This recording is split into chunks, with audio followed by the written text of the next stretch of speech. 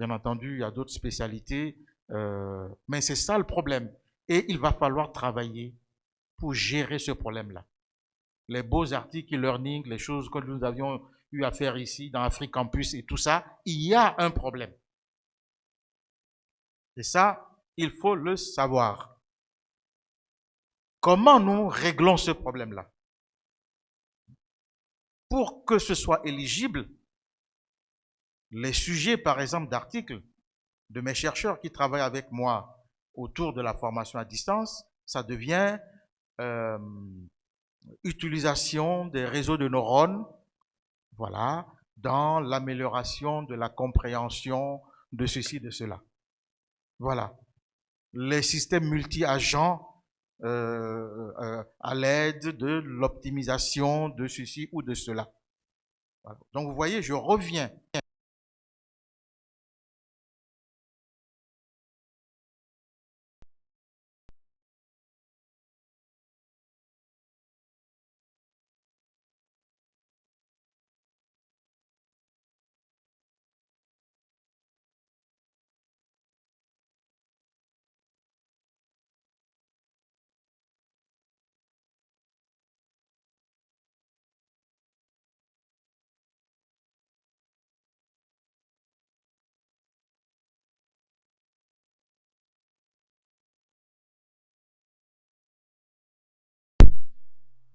De l'intelligence artificielle, faisant appel à des algorithmes de ceci ou de cela, qui font que, bon, ben, si les étudiants comprenaient les cours à 60%, en introduisant maintenant de l'intelligence artificielle, ils comprennent à 80%. Donc vous avez eu à augmenter de 20% les performances, en tout cas en termes d'acquisition de savoir, etc. Est-ce que vous voyez? Donc c'est extrêmement important de revenir à ça. À un moment donné, quel type de sujet que vous ramenez en mathématiques? Voilà, j'ai des groupes d'étudiants, il y en a qui ont compris, d'autres n'ont pas compris, et tout ça, pourtant c'est le même cours. Voilà, vous dites, mais tiens, voilà, soit un ensemble A des étudiants qui ont compris, un ensemble B des étudiants qui n'ont pas compris, un ensemble C de quelques-uns qui ont réussi leurs évaluations, etc. Voilà, à partir de ce moment-là, on vient maintenant sur la théorie des ensembles et on essaie donc de théoriser tout ça pour voir un tout petit peu qu'est-ce que ça donne. C'est quoi le décrochage que vous connaissez? On est là, on dit oui, ben dans les MOOC, il y a 80% de décrochage. C'est très beau, hein? Non. Il faut aller poser le problème mathématique. C'est quoi l'échantillon? C'est quoi les grains pédagogiques? Qu'est-ce qu'ils devaient comprendre? Modéliser comment dirais-je, l'évaluation sommative pour aller vraiment aller détecter qu'est-ce qui se passe. Mettre des paramètres, le temps, modéliser c'est quoi la disponibilité, aller jusqu'à même modéliser la paresse. Et c'est là où vous commencez à faire de la recherche. Quand vous dites un étudiant est paresseux, comment j'encode ça mathématiquement? Ah, dites-moi, comment j'encode, comment je dis qu'un étudiant est paresseux mathématiquement? Si vous avez cette réponse-là, sachez que maintenant vous avez commencé à faire une recherche et vous allez tomber sur une espèce d'équation qui va brosser légèrement un tout petit peu ce problème-là que vous allez améliorer au fur et à mesure en mettant, si vous voulez, un certain nombre d'autres variables dynamiques, etc. Donc, je voulais aussi vraiment vous mettre en garde par rapport à ces aspects-là pour être aussi dans votre domaine. C'est important. Nombreux sont ceux qui sont ici qui ne sont pas en lettres et sciences humaines. Je les regarde, je connais à peu près plein de profils ici. Vous n'êtes pas en sciences de l'éducation. Et pourtant, le cœur de notre métier, c'est un peu ça. En tout cas, pour ceux qui travaillent. Donc, il faut bien réorienter les choses. Et tant que dans vos sujets, il n'y aura pas le terme modélisation. Et quand je dis modélisation, c'est bien une modélisation mathématique. Tant qu'il n'y aura pas optimisation, tant qu'il n'y aura pas maximisation, trouver le min, on fait une fonction, on trouve min de quelque chose, pour diminuer, pour avoir... Tant qu'il n'y a pas ça, vous n'êtes pas dans votre domaine. Et ça, c'est quelque chose donc de très important.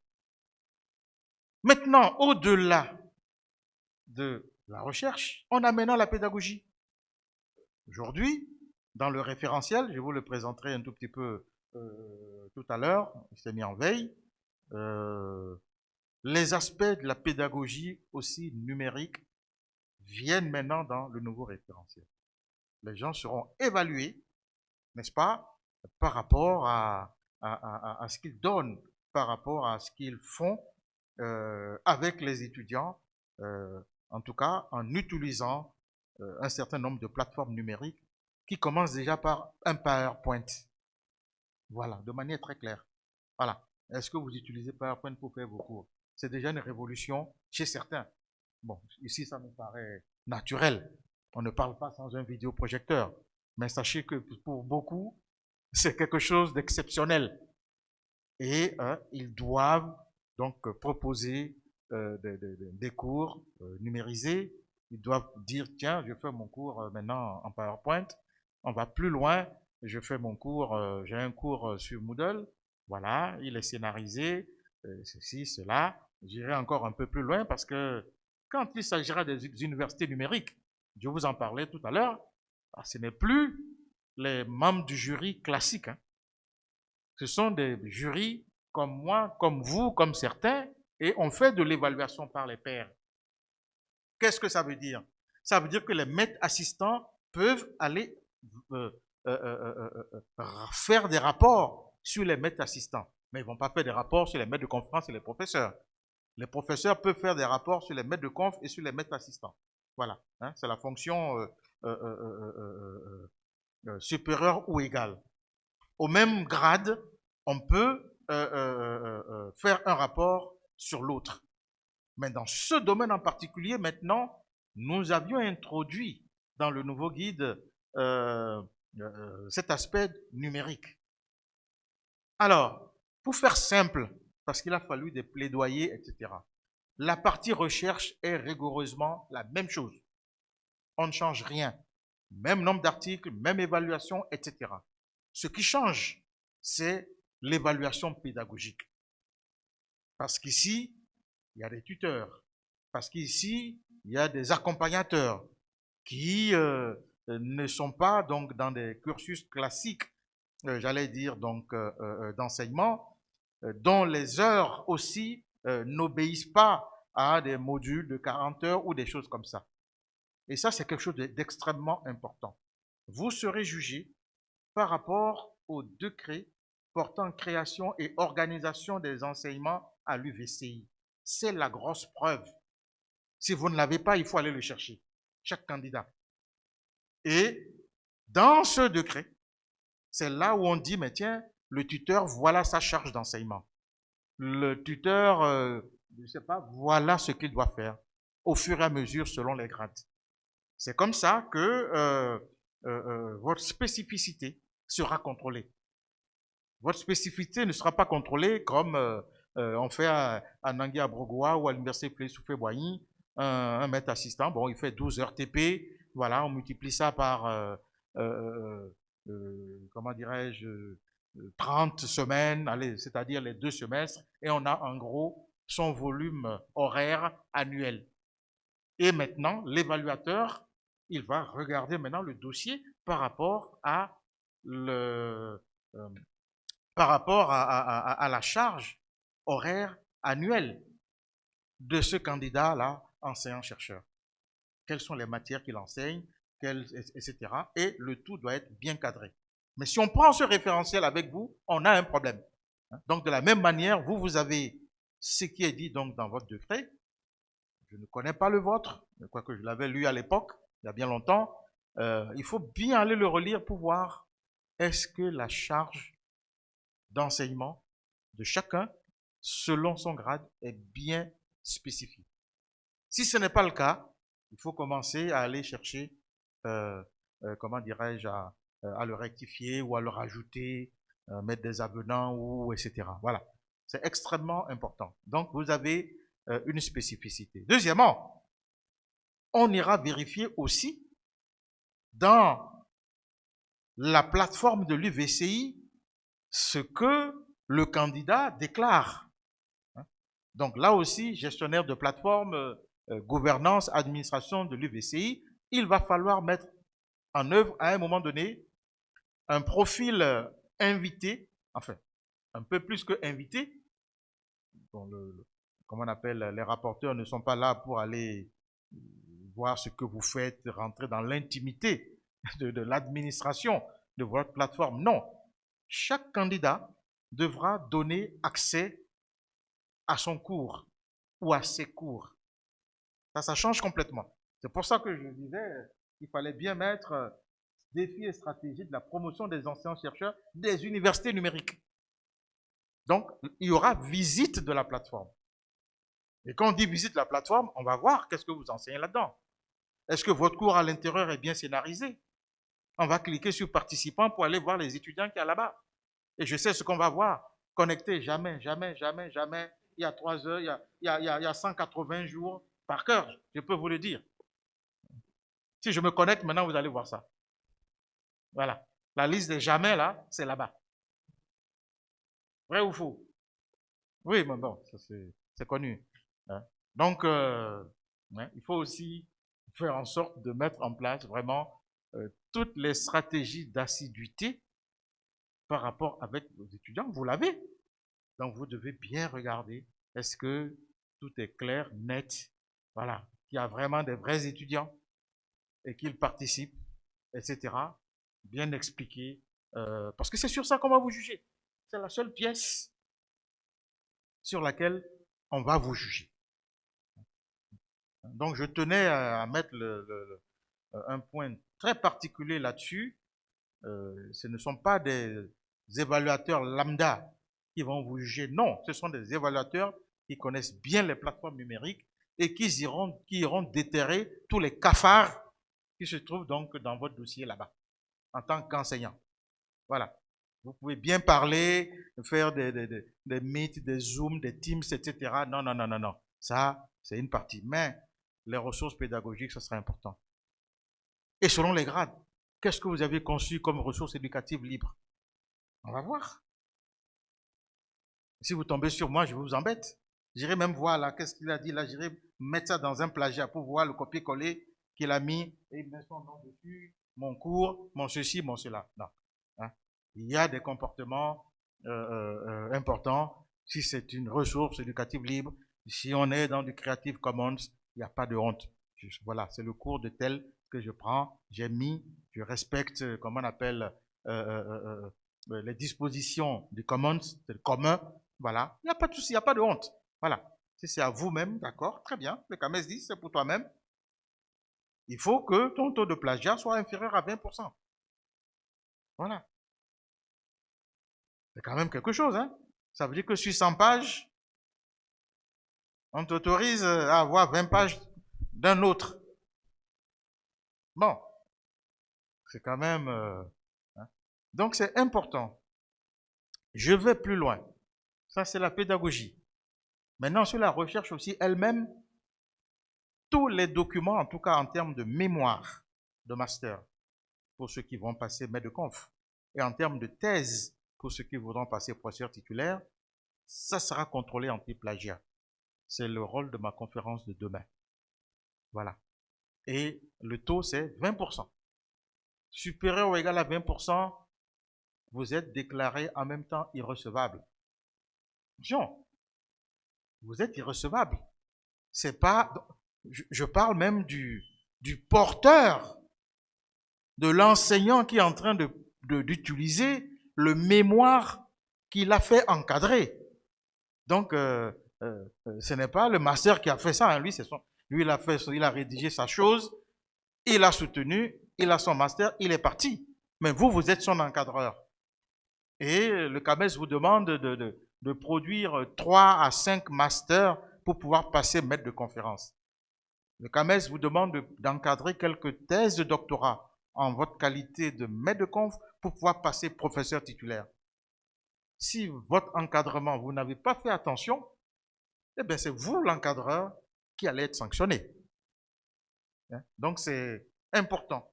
Ça veut dire que quand vous encadrez, maintenant, à partir de maintenant, si ce n'était pas le cas, avant de dire que c'est bon à soutenir, cette exigence est extrêmement importante. Sinon, ça vous sera préjudiciable. À vous d'abord, encadreur, avant l'étudiant, qui lui peut-être va en entreprise et puis c'est terminé, lui il a fini. Bon, maintenant s'il revient pour enseigner et il doit poursuivre dans sa carrière, ça va le rattraper un jour. Vous suivez l'actualité, hein, il y a des ministres allemands, des gens très forts. 20 ans après, bon, on a découvert qu'ils étaient en plein dans le plagiat. Hein, des universités célèbres comme la Sorbonne, on a détecté des années après du plagiat. Donc, je tiens aussi vraiment à vous avertir par rapport à ça. La dernière chose, avant que je ne parcours un peu avec vous le guide, ce sont deux choses: le service à la communauté universitaire, qui est venu maintenant, et le service à la société, qui peuvent aujourd'hui, maintenant, vous ajourner. Oui, vous êtes excellent chercheur, excellent article, mais vous n'avez pas rendu service à la communauté. Ajourné. Vous n'avez pas rendu service à la société. Ajourné. Ce n'est pas dur. Je vais vous expliquer. Quand on explique ça aux gens, c'est compris rapidement. Ce monsieur veut être professeur titulaire en hydrogéologie. Hydrogéologie. On ne l'a pas vu écrire dans Fraternité Matin lorsqu'il y a des inondations partout. On ne l'a pas vu à la télé dire que, je ne sais pas moi, le changement climatique, où il y avait un fleuve avant qui revienne dans son lit. On ne l'a pas vu conseiller un ministre. On ne l'a pas vu créer une association contre les inondations. On ne l'a pas vu creuser même une rigole dans son quartier pour dévier l'eau. Non mais voilà de vraies réalités.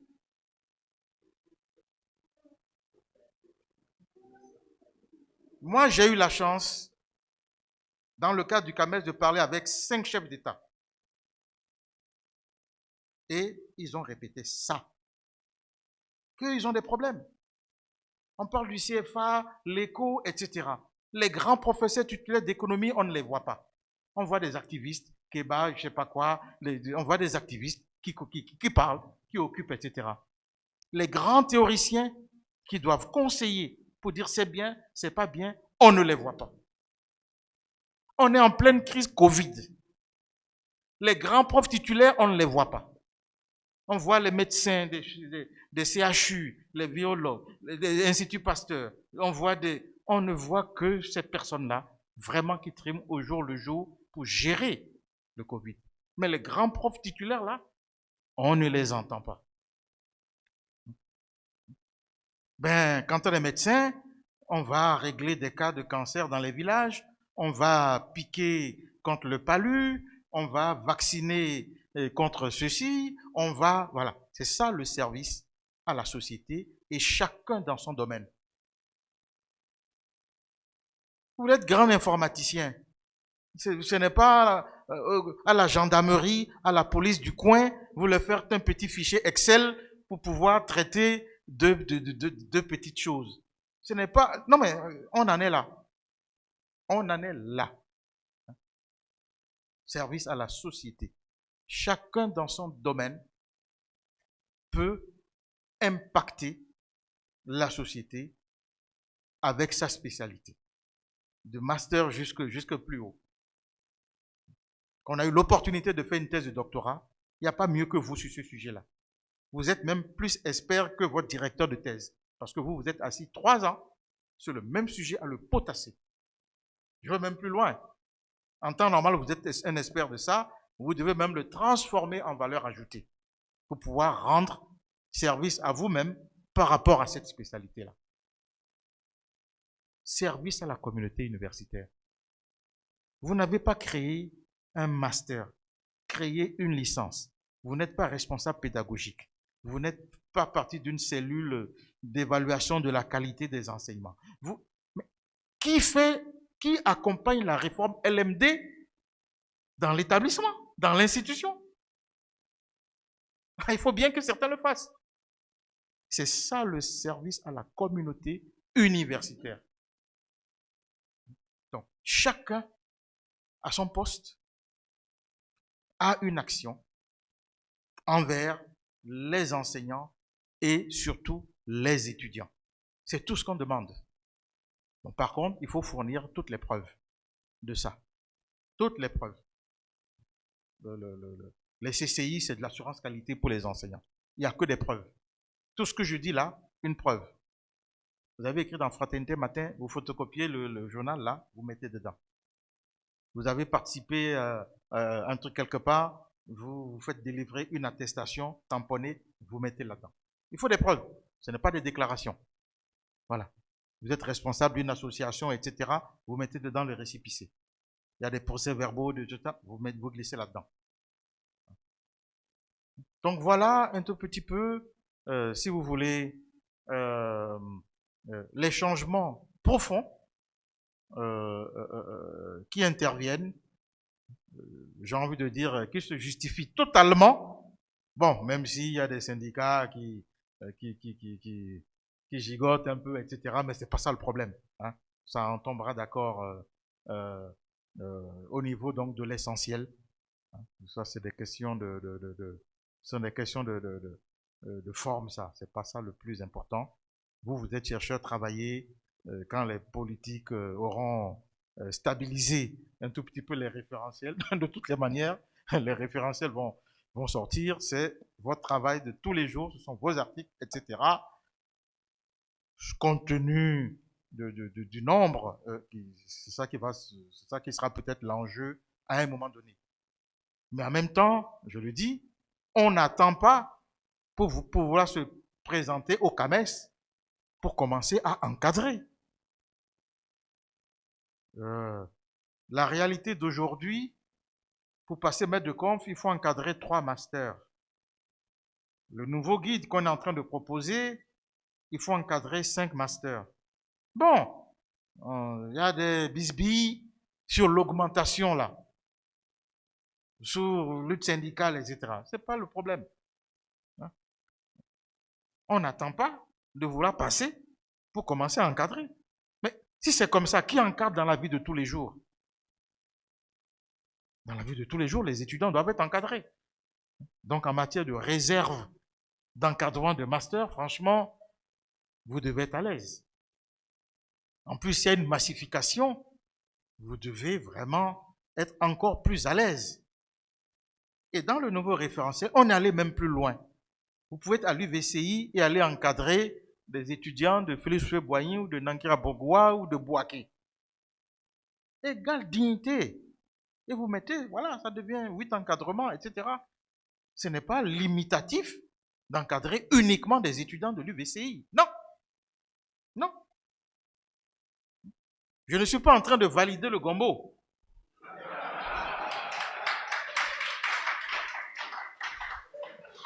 Ça n'a rien à voir.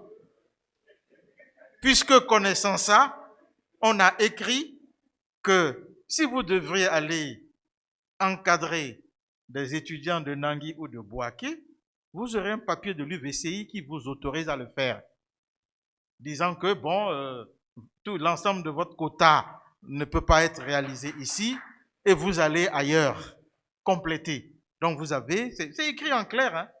Les gens ne lisent pas les détails, ils regardent seulement. Non, on est quand même des responsables. On va pas. Je les connais, hein, les gars qui font les combos là. Vous voulez que je cite leur nom? Non. Je vois à distance des plateformes là, hein, d'ici et d'ailleurs. Il y en a qui savent, hein, c'est dedans, ils sont dedans. Bon, il faut limiter le gombo quand même. C'est pas bien. C'est pas dit que. Non, sérieusement, à un moment donné, il faut se concentrer n'est-ce pas? La recherche à ce niveau-là, c'est aussi un sacrifice. Et dès qu'on l'a fait, bon, après, on peut vraiment en jouir. Mais si vous êtes dans cette dynamique-là, il faut vraiment faire en sorte de pouvoir vraiment vous concentrer. Voilà. Cela étant, donc ça c'est je vais passer maintenant au guide pour que vous puissiez voir de manière pratique quelles sont les pièces qui sont demandées. Et nous avons travaillé aussi en dématérialisation. Donc c'est sur une plateforme que tout arrive. Hein. Et à partir donc de ce moment-là, il y a une soumission qui est en ligne. Cependant, le dossier physique reste dans l'institution. Donc, vous allez faire un dossier physique. C'est ce dossier physique que vous allez numériser, le mettre sur une plateforme. Mais le dossier physique qui sera contrôlé par la commission institutionnelle dont je parlais tout à l'heure va rester à l'UVCI. Voilà. Et quand quelqu'un demande, mais tiens, bon, il y a tel diplôme là d'un candidat qui est un peu douteux, on sort ça et on dit, mais tiens, voilà le diplôme en question, bien légalisé, il n'y a pas de problème. Ou bien on l'analyse maintenant et on voit qu'il y a un problème. Voilà. Hein. Donc, et tout ça obéit, si vous voulez, donc à un agenda qui est vraiment précis et gravé dans le marbre. Voilà. Hein. Donc, avec votre permission, je vais projeter ce qu'il y a à regarder. Et puis, bon, ensemble, on va voir ce qui se passe là tout de suite. Voilà.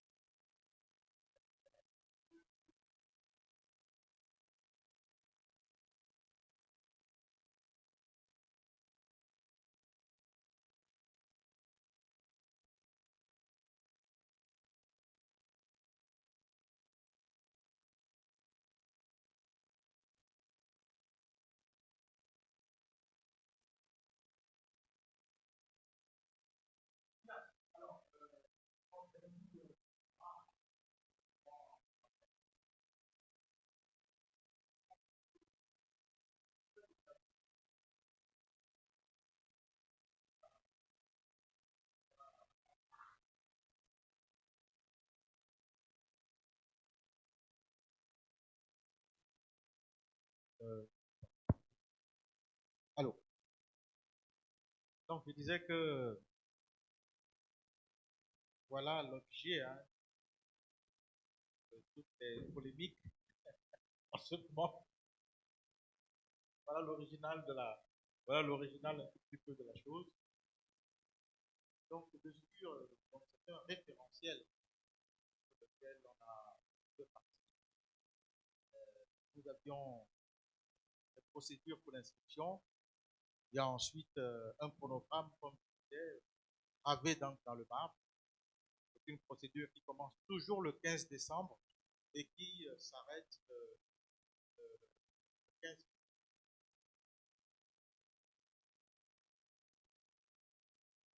Oui, non, non, mais bon, moi, alors,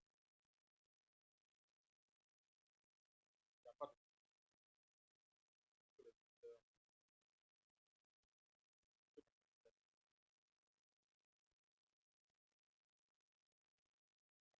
la trame de base, la trame de base n'est pas arrêtée, mais tous les principes sont les mêmes. Voilà. Il y aura après plus ou moins d'articles, Ça, c'est clair, ça, c'est pas encore arrivé. Mais la trame elle-même restera donc la base. Voilà. Donc, ensuite, c'est décomposé en CTS. Je pense qu'on est très censé technique de l'ingénieur ici. Je suppose qu'il y a d'autres spécialités. Comme ça. Donc, vous avez pratiquement tout. D'accord, oui, donc vous avez à peu près la totale. D'accord. Donc, c'est divisé. Ouais, vous n'avez quand même pas médecine. Voilà. Voilà. Donc, disons, les CPS, on se retrouve à l'intérieur avec leur voilà. Avec plusieurs éléments. Vous aurez trouvé un activité de réception, quels sont les non-inscriptions, est-ce que l'homologation, ça ne vous intéresse pas? L'homologation, c'est quelqu'un qui est, pas moi, qui a fait ses études en Russie, au Venezuela, ou n'importe où, et qui vient donc dans notre système. Et il faut lui prouver un tout petit peu, dire, bon, toi, compte tenu de ton profil, de ce que tu as fait là-bas, notre système CAMES, tu es dans notre système CAMES, tu es professeur. Voilà. Cependant, on n'a pas d'homologation avec la France. Nous connaissons exactement ce qui se passe donc, avec la France. Voilà. France, quand on commence là, on est maître de conférence. Maître de conférence en France, ici, c'est maître assistant. Au niveau du CAMES. Ensuite, maître professeur de deuxième classe. En France, correspond à maître de conférence. Ici, et professeur titulaire de CAMES correspond à professeur de première classe. Voilà. Donc, nous savons exactement comment gérer avec la voilà.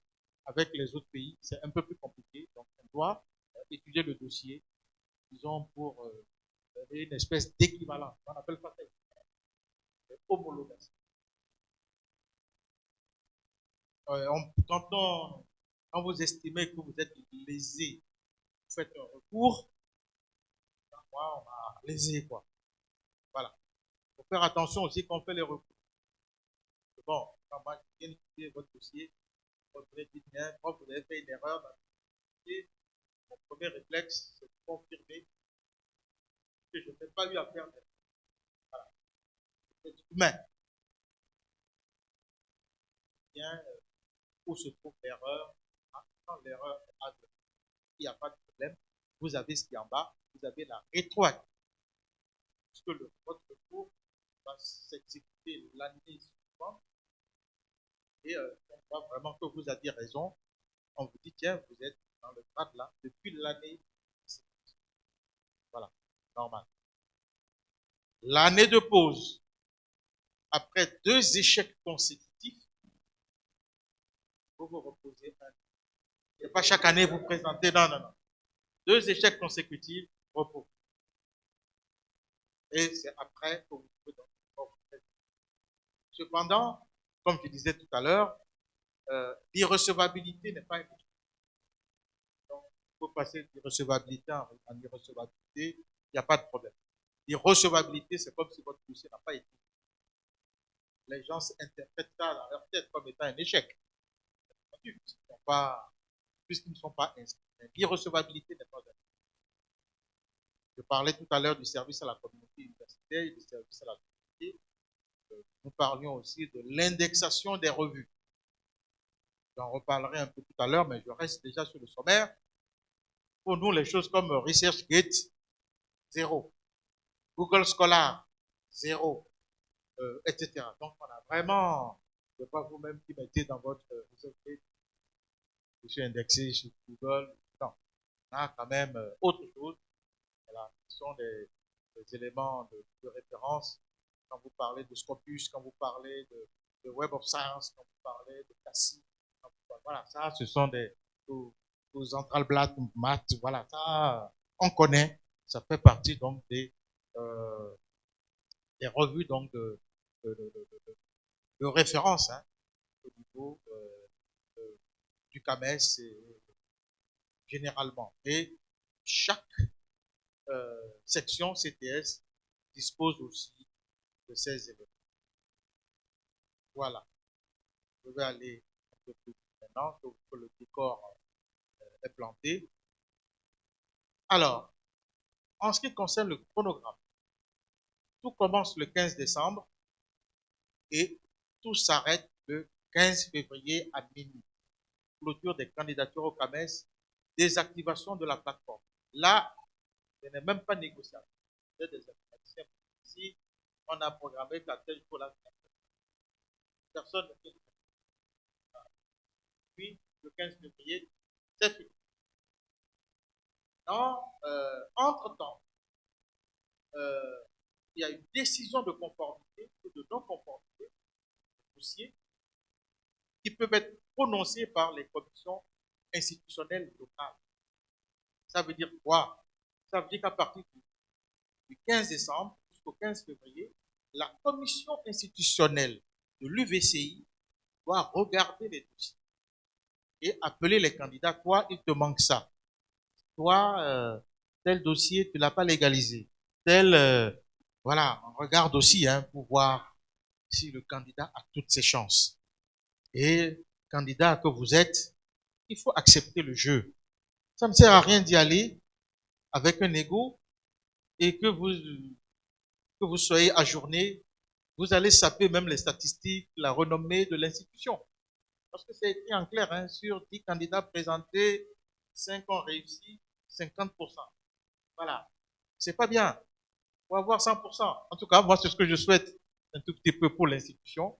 Donc, vraiment, quand quelqu'un n'est pas prêt, il accepte hein, le verdict donc, de la commission institutionnelle. Mieux que la commission institutionnelle travaille avec les candidats pour faire en sorte que leur dossier puisse être vraiment impeccable.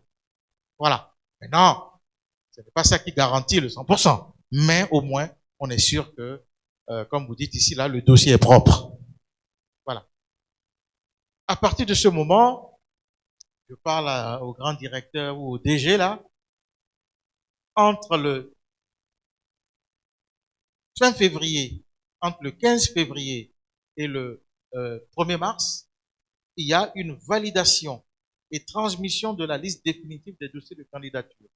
Voilà, par le DG. Donc le DG aussi, il a sa plateforme. Voilà. La commission institutionnelle a sa plateforme. Le candidat, enfin, c'est la même plateforme, mais chacun a son profil, plutôt. Donc quand la commission institutionnelle travaille, elle dit, mais tiens, voilà, ça c'est conforme, et ça c'est non conforme. Et puis le DG, il va se connecter à partir donc du 16 février et va pouvoir donc aussi, hein, au niveau de la plateforme, transmettre, parce que c'est lui qui est habilité à transmettre les dossiers. Et c'est à partir de ce moment-là que le processus d'évaluation va commencer. Donc, en DG, DGA, etc., n'oubliez pas de transmettre les dossiers de vos candidats, sinon ils n'existeraient pas. C'est très, très important. Voilà. Ensuite, jusqu'au 15 mars, il y a traitement des dossiers, accusés de réception, on fait le contrôle qualité et l'anonymat. Ça aussi, c'est important que vous le sachiez. On disait, ouais, bon, c'est le dossier, le professeur Kwame, en tant que président, tu envoies ça à quelqu'un que tu connais, celui-là, il va favoriser le dossier, ou bien il va le coincer. Non, non, non.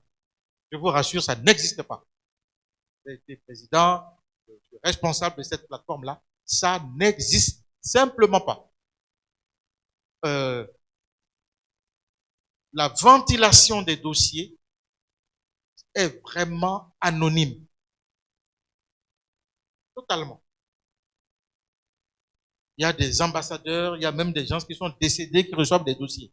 Des ministres, n'importe qui reçoit. Pourquoi? Parce que dans la base de données, eh ben, les établissements n'ont pas déclaré décédés, sont décédés, n'ont pas déclaré que M. Adama, etc., est maintenant ministre, il n'a plus de temps. Voilà. Et je suis sûr même que ça n'a pas été fait. Donc, lui va recevoir des il va recevoir donc des dossiers de sa spécialité de manière aléatoire. Est-ce que vous voyez? Donc, il faut aussi, maintenant que vous êtes acteur plein pot du CAMES, vous avez la liste des personnes donc de l'UVCI. Si les gens deviennent députés, ambassadeurs, ministres, tout ce que vous voulez, vous rectifiez. Malheureusement, s'il y a des décès, il y a tous les statuts là-dedans. Hein, il y a les statuts retraités, décédés, détachés et en fonction. Voilà. Le système saute tout ce qui n'est pas en fonction. Sinon, envoie de manière donc aléatoire à toutes ces personnes. On va même encore plus loin. Au moment du jury, le jury c'est quelque chose comme ça, il y a le président et il y a des membres de plein de pays, de tous les pays qui sont là en tant que jury qui siège. Là aussi, le président dit pas tiens, professeur, donne ce dossier, l'autre. C'est comme ça que ça se passait avant. Tous les dossiers étaient là dans la salle et en tant que et les dossiers, etc. Donc, vous pouvez vous réfléchir éventuellement. Maintenant, là encore, sur le tour de table, c'est distribué de manière aléatoire. Donc, on a un petit algo d'ailleurs, parce que non, alors, là aussi, il faut que je vous dise, hein, un dossier va vers quelqu'un qui a un grade supérieur ou égal et qui n'est ni du même pays, ni de la même université.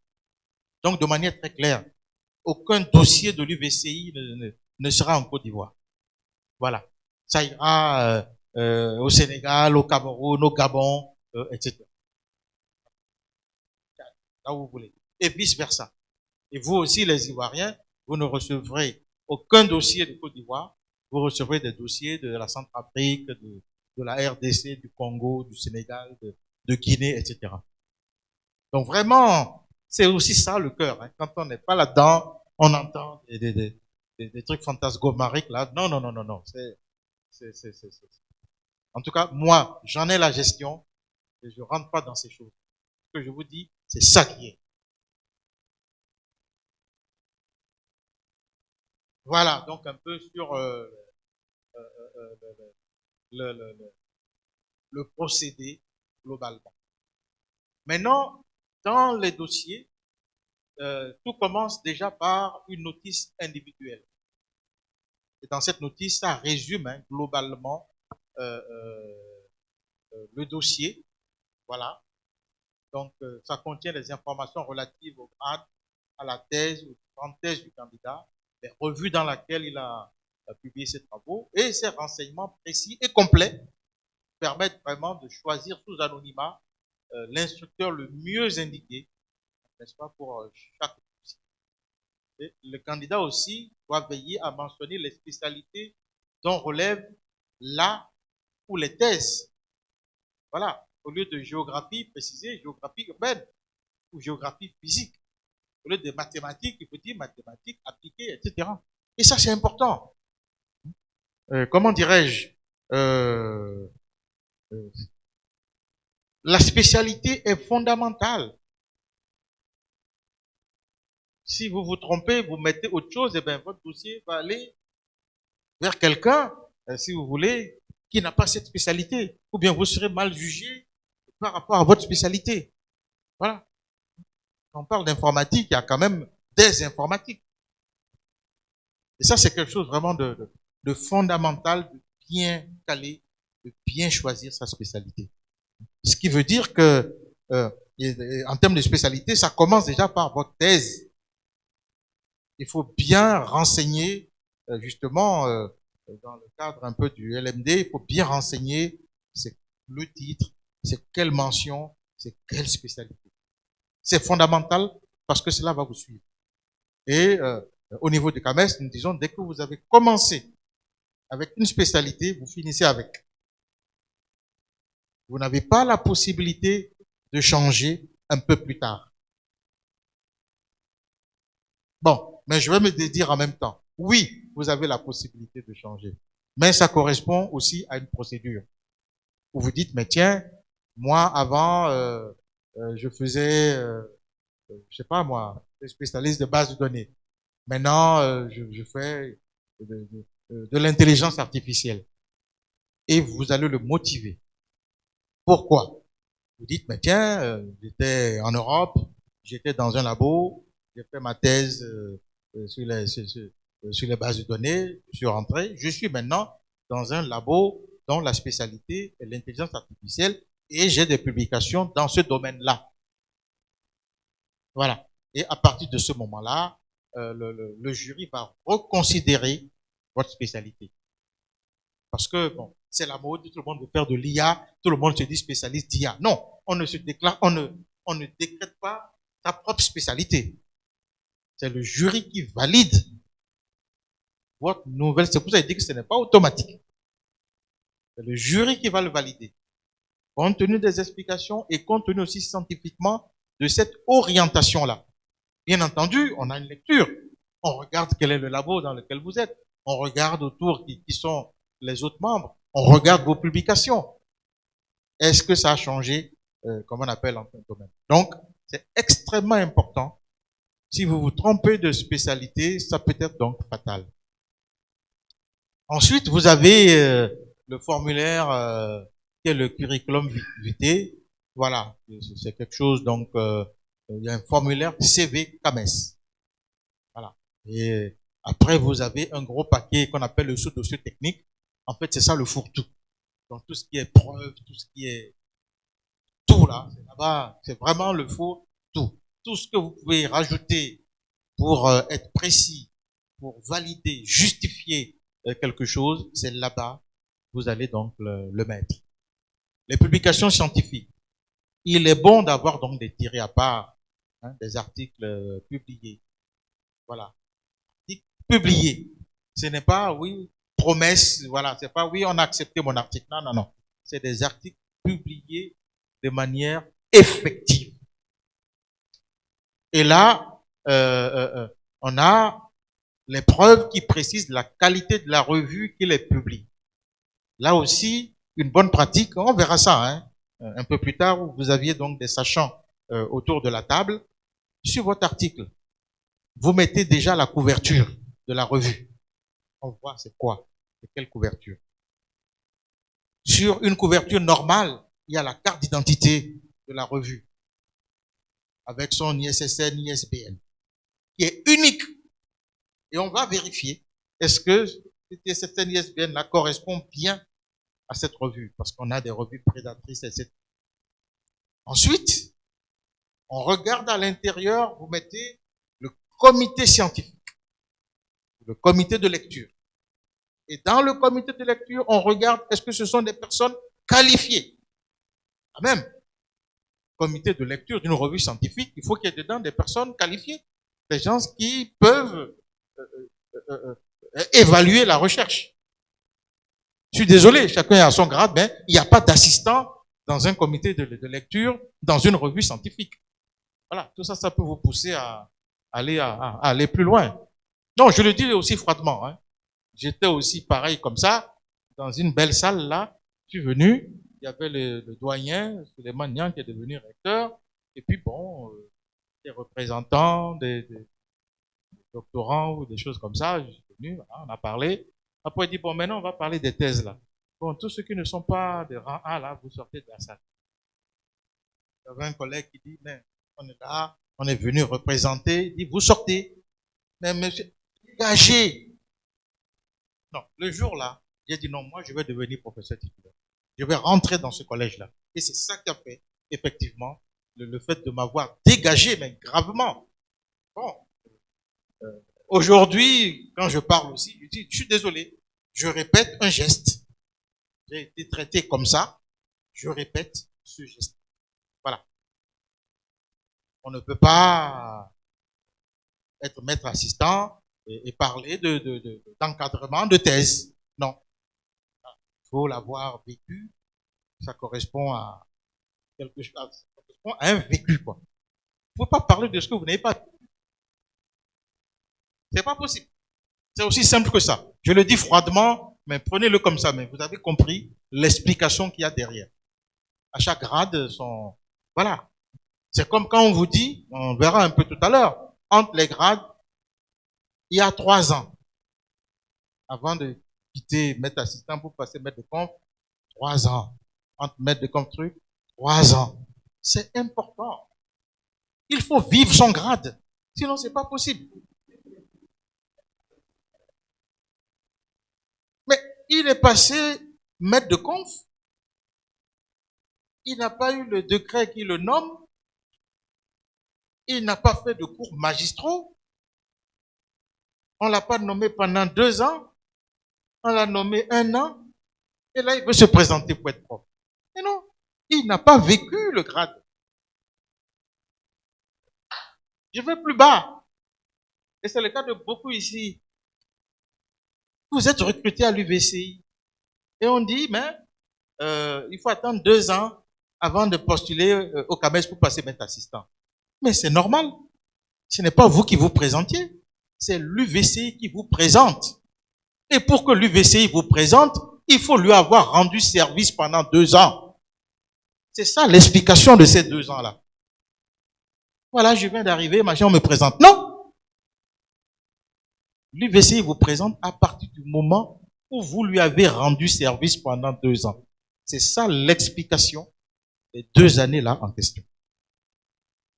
Non, j'ai enseigné depuis 20 ans aux groupes locaux ou je ne sais pas quoi. Non, ça ne sert à rien.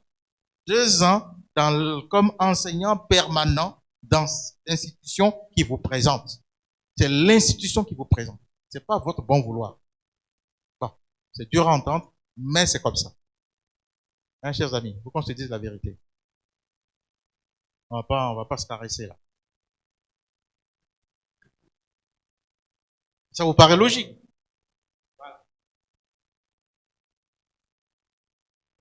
Après, nous, on va partir. Hein. C'est vous qui allez vous asseoir dans les trucs là, pour traumatiser les autres. C'est comme ça.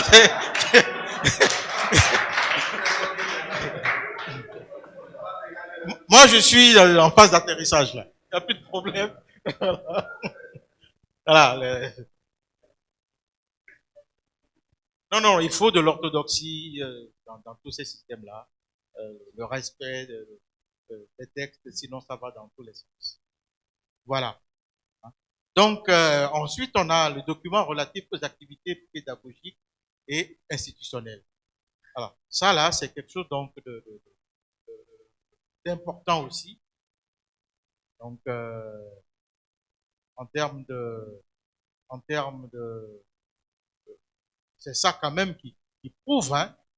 Donc, à un moment donné, à l'appui de la charge horaire annuelle obligatoire dévolue aux enseignants de rentrer dans votre institution. Je l'ai dit tout à l'heure, votre DG n'était pas là. Pour l'UVCI, pour les universités numériques, nous apprécions la recherche de la même façon que toutes les universités de l'espace CAMES. Même nombre d'articles, même mode d'évaluation et trucs et tout. Ce qui change pour les universités numériques, c'est un tout petit peu la partie donc pédagogique. Et on se réfère au décret portant création et organisation de l'établissement, où en temps normal, on a dû mettre un tuteur, voilà sa charge horaire. Voilà. En tout cas, décliner ça comme vous voulez. C'est la preuve que l'évaluateur utilise. Voilà. Dans les universités, un maître assistant, allez, c'est 12 heures TD ou quelque chose comme ça. On regarde ça. Voilà. Ici, si on vous a mis 4 heures, tutorat ou je sais pas quoi, comment, vous vous débrouillez pour qu'il y ait la conformité avec ce document-là. Maintenant, je connais bien les universités. Si, en relisant ce document, ce n'est pas précisé là-dedans, il faut prendre donc des mesures pour pouvoir donc avoir le complément sur la charge horaire institutionnelle. Hein? Donc,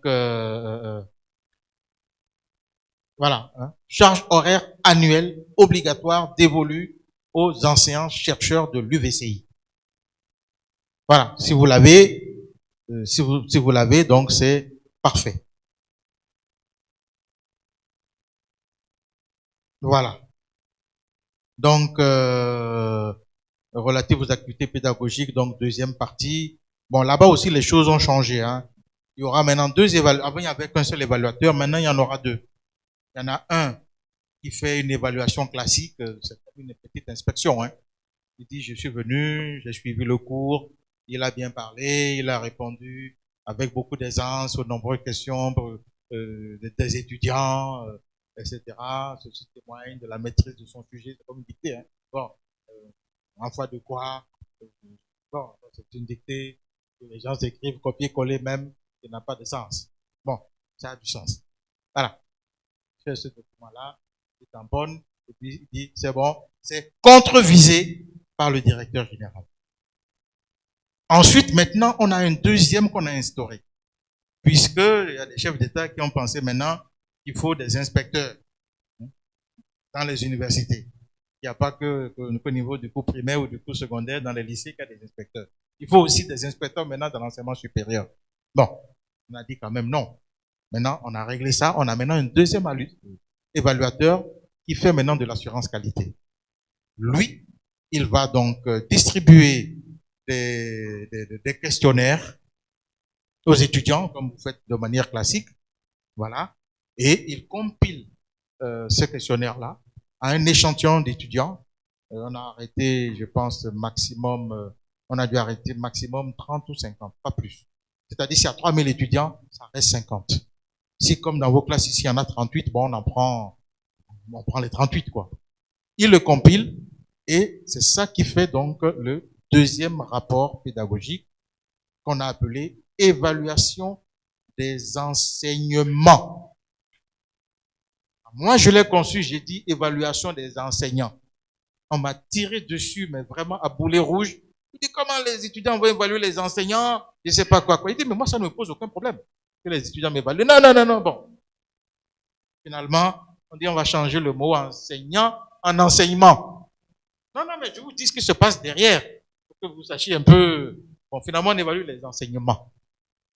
Non, mais il n'en demeure pas moins que les étudiants vont cocher, etc.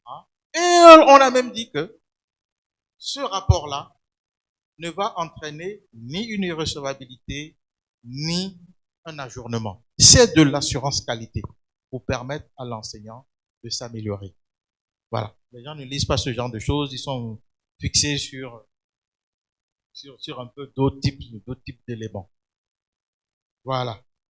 Et puis on a, comme je disais tantôt, l'attestation d'évaluation des services à la communauté universitaire. Voilà. Cette attestation est délivrée par le chef de département et contresignée par le DG, selon un modèle que nous avons. Attestation relative au service à la société.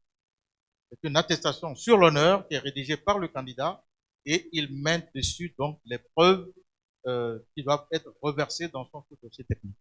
Voilà. Je me suis expliqué aussi largement donc là-dessus. Voilà. Et tout à l'heure, c'est ça le rapport d'évaluation des enseignements. Voilà. On a pensé, je pense que vous avez aussi une cellule interne d'assurance qualité. C'est fondamental. Si vous ne l'avez pas, il faut créer. Voilà, une telle cellule. Voilà. C'est cette cellule-là qui gère ça, contresignée aussi par le DG. Il y a un modèle pour ça. Voilà. Et on a une période de 2 ans jusqu'à 2024 qui est accordée aux universités qui ne disposent pas de cellules internes d'assurance qualité pour se mettre aussi en règle. Voilà. Attestation des charges pédagogiques doit préciser la charge horaire annuelle obligatoire. C'est ce que je disais tantôt. Là aussi, maintenant, les charges pédagogiques, les charges horaires et les niveaux d'intervention de chacun. Là aussi, les syllabus des cours dispensés doivent être conformes à la maquette pédagogique. Là aussi, nous demandons un tout petit peu tout ça. Voilà. Bon, dans le cadre d'une signature administrative requise, la fonction prime sur le grade. Bon, ça veut dire qu'en fait, il y a des responsables d'institutions. Quand on regarde, par exemple, le SMT, le directeur général, est un ingénieur. Il est directeur général. Hein, donc, c'est pas le grade n'est pas important. C'est plutôt la fonction qui prime, parce qu'il fait une transmission administrative. Voilà. Mais si ça devient sur des éléments pédagogiques, ah non, c'est normal. Le directeur général, ingénieur, qui veut évaluer un maître de conférence? Non, c'est pas enseigné. C'est normal. Ça pose des problèmes. Non, l'université est aussi un peu comme l'armée. Il y a des préséances. Il y a des préséances. Le galon, ça s'obtient d'une certaine manière avec un référentiel, etc. Vous n'allez pas demander à un soldat d'évaluer le général. Voilà. Mais l'autre, il a beau être général, ben, le président de la République, même s'il est, bon, n'importe quoi, non, même le président de la République, point final. La fonction prime. Voilà. Bien. Alors, ici, il y a un petit problème. Sur le problème des thèses. Ça, c'est au grade élevé. Quand on passe, on veut être professeur titulaire, directeur de recherche, il faut encadrer tout seul des thèses. Voilà. Donc, dès qu'il y a une école doctorale dans le pays, là, il faut obligatoirement encadrer tout seul donc des thèses. On peut en faire en co-direction, mais il y a une disposition là où on dit, mais tiens, le candidat doit faire la preuve d'avoir encadré toute seule une thèse. Voilà. Mieux, quand ce n'est pas tout seul aussi, quand ils le font à deux, il faut que le co-encadrant délivre une attestation à celui avec qui il a encadré. C'est fondamental. Voilà. Et là-dedans, on va encore plus loin. Ça, c'est le secret là maintenant. Il faut qu'ils disent le pourcentage. Quelqu'un sait déjà, plusieurs sont déjà fait bien piéger. Le bonhomme, on lui dit, mais tiens, il faut encadrer une thèse. Eh bien, l'autre lui a dit, mais tiens, telle thèse là, tu as encadré à 30%. L'autre a dit, telle thèse aussi, tu as encadré à 40%. Mais quand on fait la somme, finalement, il n'a pas encadré.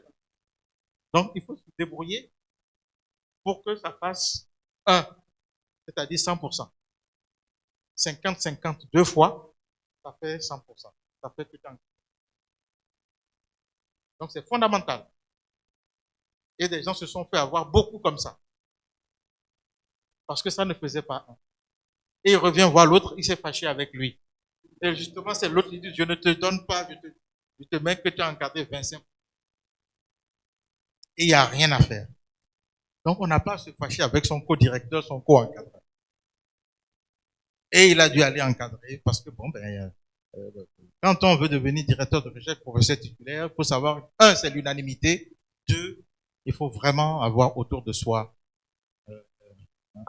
un bon système où vraiment on a la paix avec tout le monde. C'est fondamental.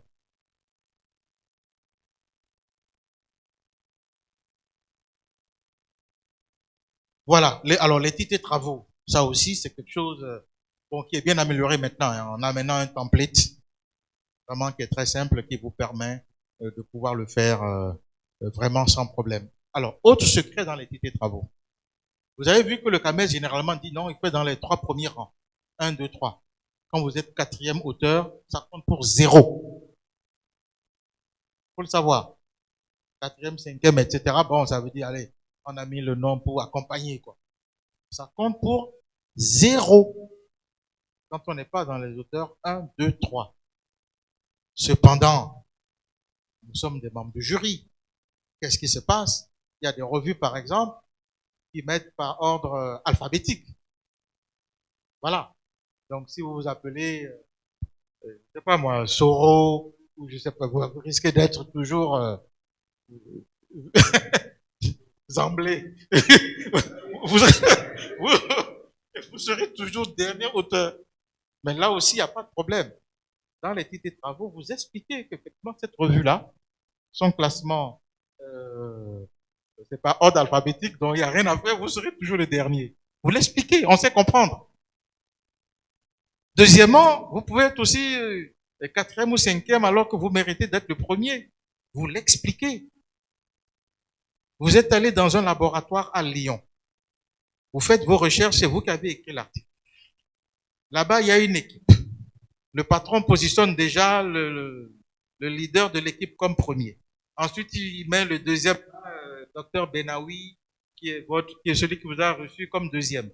Ensuite, voilà. Et c'est lui qui se met retrouvé fatalement en quatrième, alors que c'est votre article. Vous l'expliquez? On sait comprendre ça. Vous êtes dans le labo, dans un labo, et dans la politique de ce labo, il y a des chercheurs au niveau local, c'est le chef d'équipe, c'est le truc, etc. Vous vous retrouvez quatrième. Cela s'explique. Voilà. En tout cas, Bati, vous pouvez être dans le rang utile, mais si vous ne l'êtes pas, et c'est avéré, les titres de travaux permettent d'expliquer un tout petit peu ce genre de choses-là à un jury.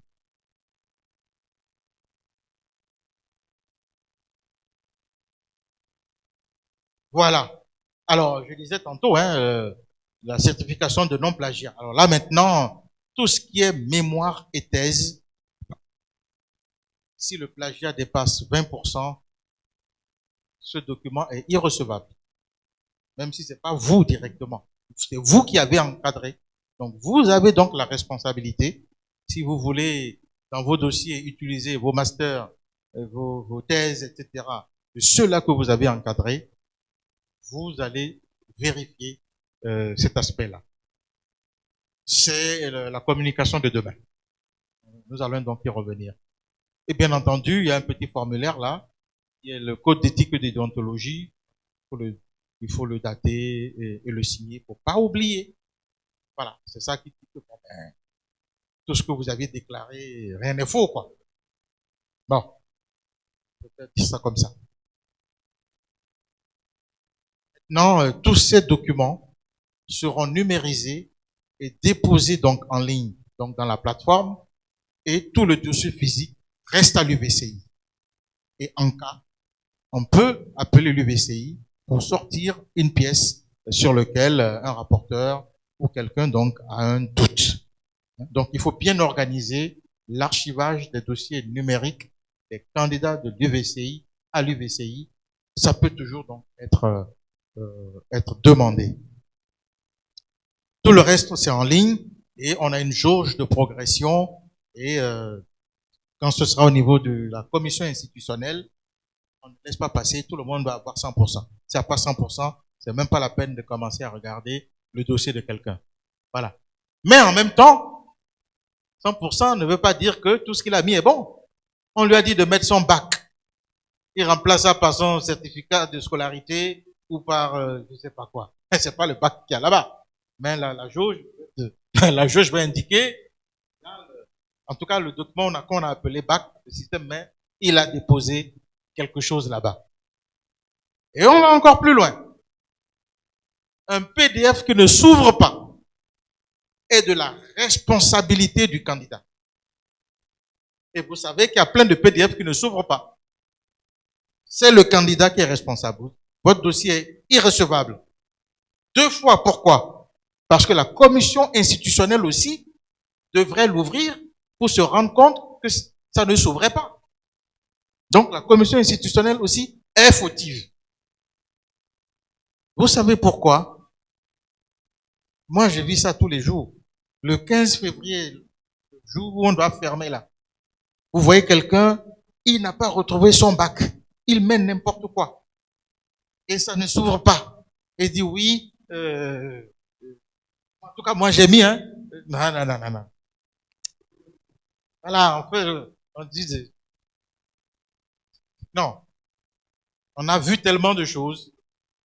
C'est pour ça que vraiment, vérifier que ça s'ouvre et les membres de la commission institutionnelle faites en sorte que chaque fichier puisse s'ouvrir normalement. Autre chose, on ne légalise pas un document légalisé. C'est légalisé conforme à l'original. Je ne sais pas si je me fais bien comprendre. Vous avez votre bac déjà légalisé. Et maintenant, vous prenez ce document légalisé et vous allez le faire tamponner Vous le faites légaliser un document légalisé. Ça ne passe pas du tout. Voilà. Donc, on ne légalise pas une légalisation. On légalise conforme à l'original. Ensuite, dans plein de documents, le DG signe, contre-signe, le CV, etc. Il n'y a que lui qui soit habilité à le faire. On a déjà vu des candidats qui ont scanné là joliment, comme on sait très bien le faire. Voilà, la signature et le cachet du DG sur un autre document et ils les ont apposés au fur et à mesure. Ah, ça, c'est faux usage de faux. Et c'est directement étiquette d'ontologie là. Donc, ne jouez pas non plus à ce jeu-là. DG n'est pas là, il est en voyage, il vous fait traîner, etc. Attendez. Donc, ne jouez pas au petit jeu. Vous êtes très bons ici, là, tous les grands informaticiens que je vois ici, là. Hein? Vous faites un alt print screen, copie d'écran. Vous voyez, c'est bien blanc, là. On merge ça dans le Word, on fait du PDF à faire, et c'est joli. Ah, non, non, non, non. Ne vous amusez pas à faire ça. Dites-vous qu'il y a des gens qui sont formés pour bien détecter ces choses-là. Voilà. Autre chose. Allez plus vite, on va finir dans 10 minutes maximum. Alors, les actes d'état civil et certificats ne sont pas exigés. Mais on a toujours exigé ce qu'on appelle l'acte d'individualité. Voilà. Il s'appelle Nguessan. C'est N apostrophe. Sur un autre papier, il n'y a pas l'apostrophe, etc. Ah non, non, non. Là, quand il y a, c'est ce qu'on appelle, quand il y a des discordances au niveau des noms, il y a problème. Donc, il faut aller faire un papier pour dire que Nguessan avec un apostrophe collé, sans le U, sans le ceci, se réfère donc à la même personne. Parce qu'une revue, quelqu'un, quelque part là-bas, a massacré votre nom. C'est pas de votre faute. Vous-même, sur votre bac et sur votre thèse, il y a quelque chose, c'est Ndiaye avec un apostrophe, c'est avec des noms comme on aime bien ici, Jean-François, sans le tirer, et Jean-François avec le tirer. Je vous assure que c'est pas pareil. Dans les jurys, les gens se frappent même ce détail-là. Voilà.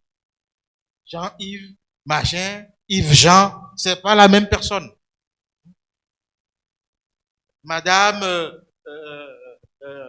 Yvette Zamblé, épouse, machin, voilà. Après cette dame-là, elle a divorcé, elle devient Madame Yvette, épouse un autre. Il y a problème.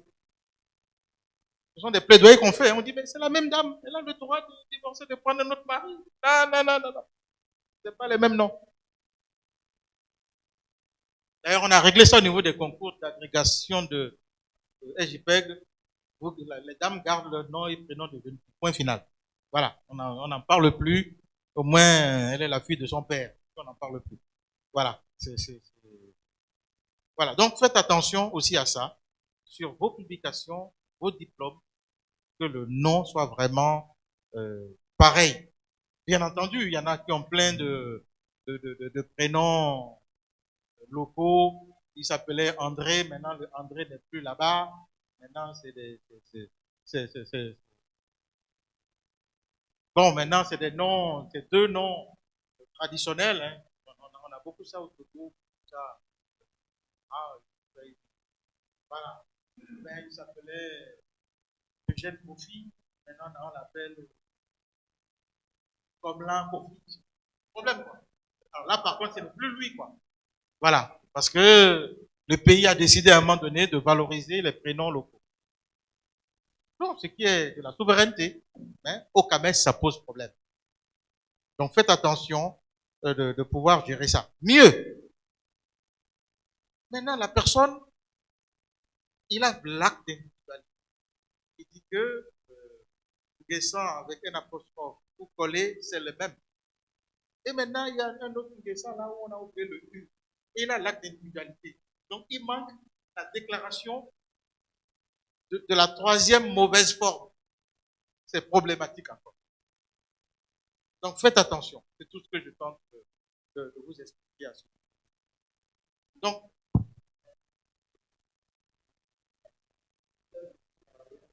ah oui, non, mais c'est un référentiel. Hein. Bon, alors, j'en arrive aux choses intéressantes. La preuve d'indexation. Quelle que soit la revue là, vous allez voir dans une base de données et vous récupérez ça. Toutes les revues ont un ISSN. On a le titre, Journal of Organic Chemistry. On a tout ce qu'il faut qui va avec. Et ça là, vous rajoutez ça à l'article. Ça permet à l'évaluateur vraiment d'aller vérifier facilement. Et on dit aussi dans le référentiel, c'est à vous, c'est au candidat de faire la preuve de l'indexation.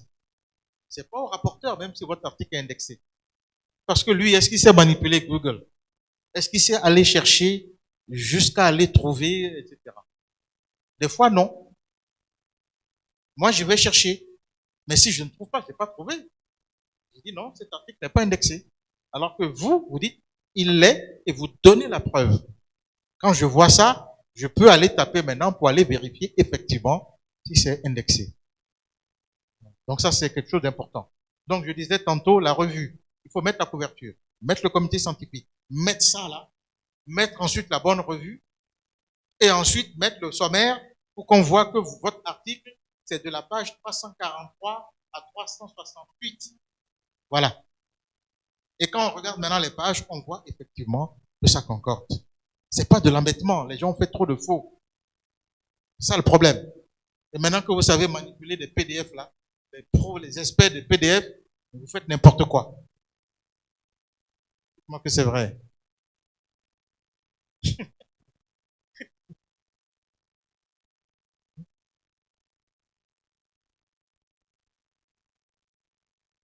Voilà. Bon, je ne vais pas m'appesantir sur les nombres d'articles là. Bon, ça, ce n'est pas stabilisé.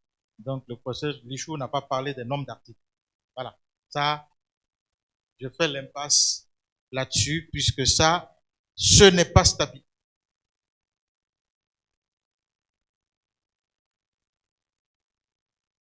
Vous, là, travaillez, faites des articles maximum, et puis bon, n'attendez pas de passer au CAMES avant de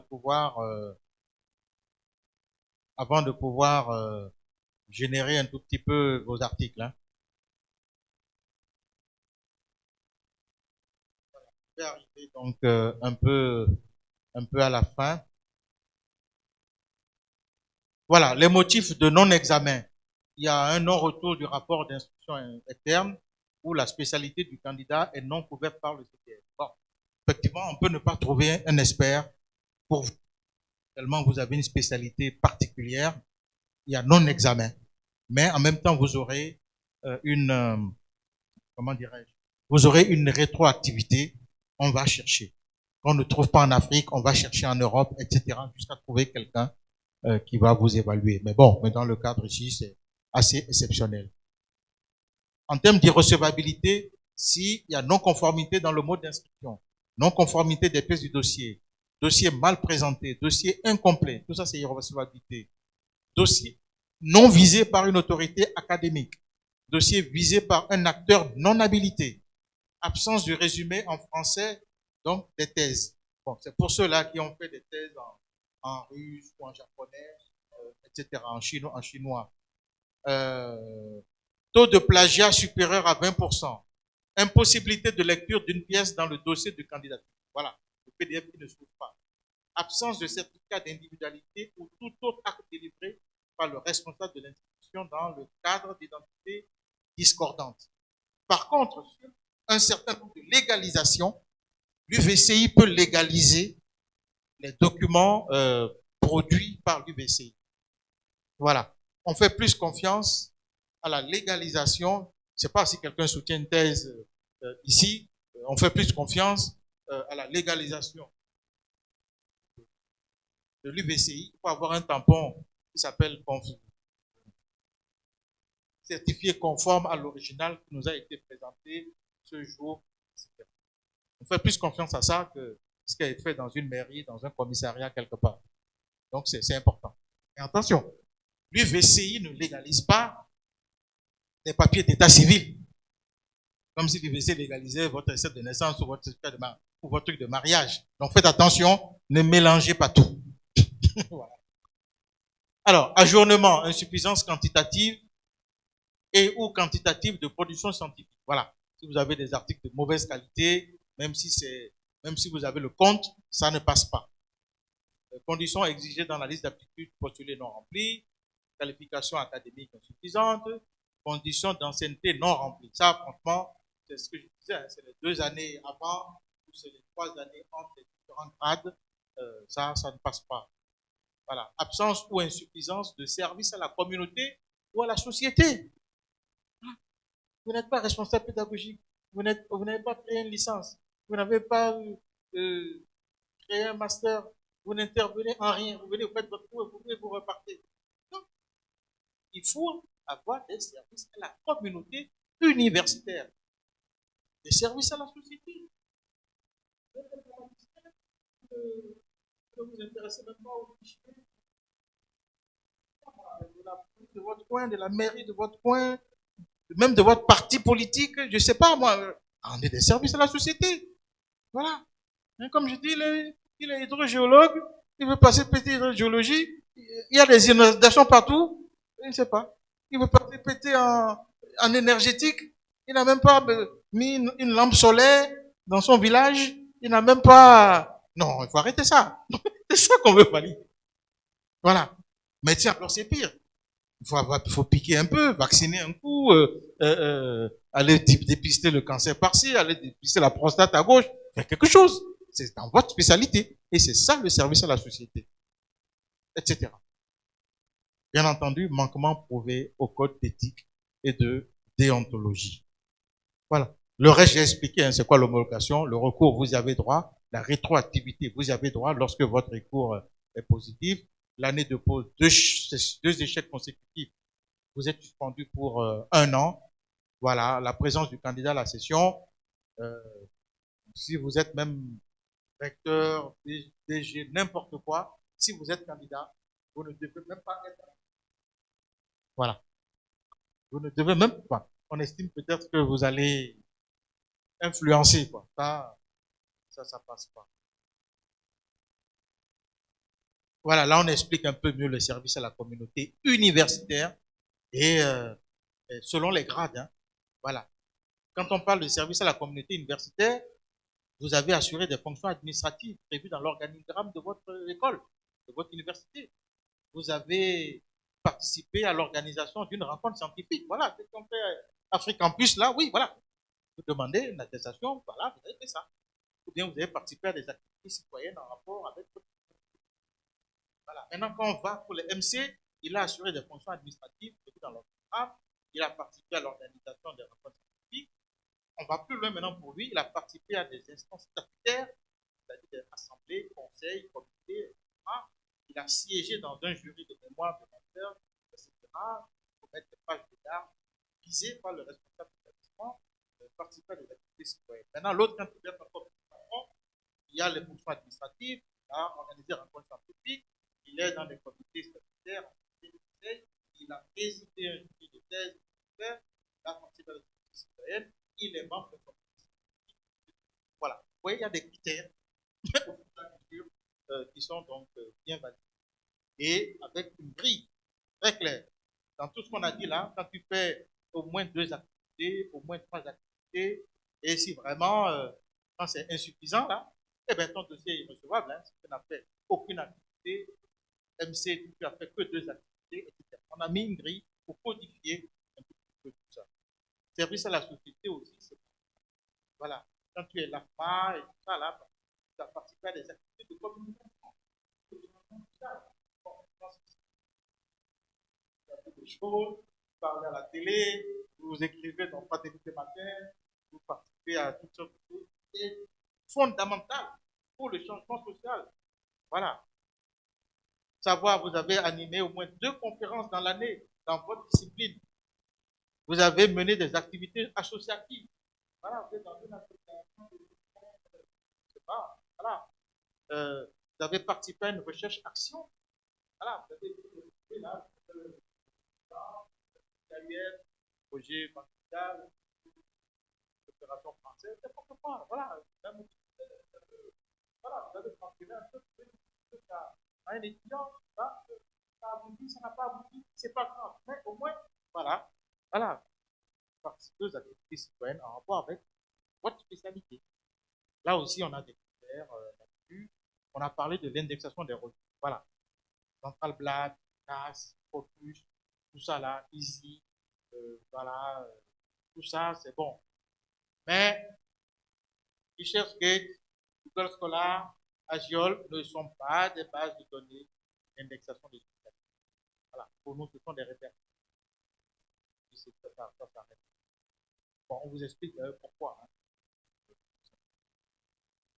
Voilà, j'en ai fini avec vous. Je vous remercie de votre... voilà. Voilà, s'il y a 2 ou 3 questions, je suis prêt donc à les prendre rapidement. Si vous n'êtes pas inspiré, demain, je suis prêt aussi à répondre sur les questions de la veille. Là-dessus, je suis là à votre disposition. Je vous remercie.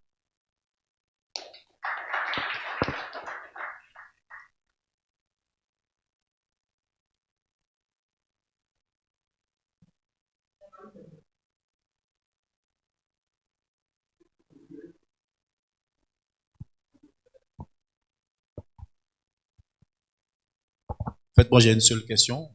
Ça rentre toujours dans le cadre de motion pour devenir maître assistant. Dans mon cas, c'est dans 2 ans. Je présenterai, j'espère bien. En fait, je voulais savoir si nos articles, nos publications, nos colloques, avant d'entrer à l'UVCI, c'est-à-dire pendant la thèse et après la thèse, en d'entrer dans l'UVCI, sont pour devenir maître assistant. La réponse est oui tout de suite. Même mieux. Je ne sais pas où en sont vos écoles doctorales. À Dakar, l'école doctorale EDMI, le doctorant, avant de soutenir sa thèse, bien sûr, doit produire 2 articles indexés.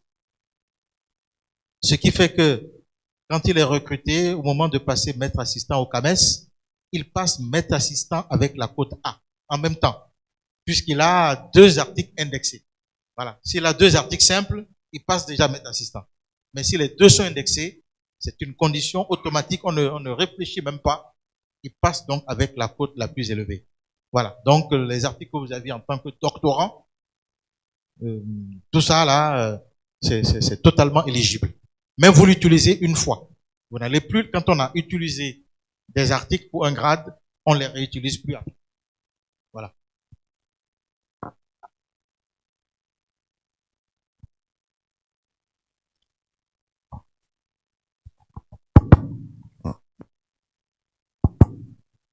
Merci bien, professeur, pour votre intervention. Ma préoccupation est la suivante. Elle concerne les articles toujours scientifiques. On soutient le doctorat. Et quand on veut présenter ces articles, on demande à ce que les articles là soient en rapport avec la thèse. Je ne sais pas si c'est toujours d'actualité, puisque concernant le nombre d'articles, vous avez dit que ce n'est pas encore bien spécifié, il faudra attendre. Qu'en est-il? Est-ce que décider que les articles là sont rattachés d'abord au moins à une thèse, ou bien 2 articles qui sont de la thèse? On en a entendu, je ne sais pas si vous pouvez nous clarifier ce point. Merci. Bien, ce point est important. En ce qui concerne le premier grade de maître assistant, le problème ne se pose pas. On vous demande 2 articles. En tout cas, quand on demandait 2 articles, c'est 2. Mieux, on demandait 2 articles au moins à comité de lecture. Donc, si vous aviez 2 articles à comité de lecture, ça passe. Si vous aviez 2 articles indexés, là, vous avez vraiment dépassé tout. Vous avez, comment on appelle, la cote en plus. Maintenant, quand on va maintenant plus loin, par rapport notamment à l'encadreur, c'est là on a des exigences. On dit déjà, il faut qu'il ait publié avec l'étudiant. Tout ça, ce sont des choses qu'on a vues, hein. C'est-à-dire que, bon, ben, un étudiant, enfin, il est encadreur, comment on appelle, il s'est fâché avec l'étudiant. On a toutes sortes de scénarios.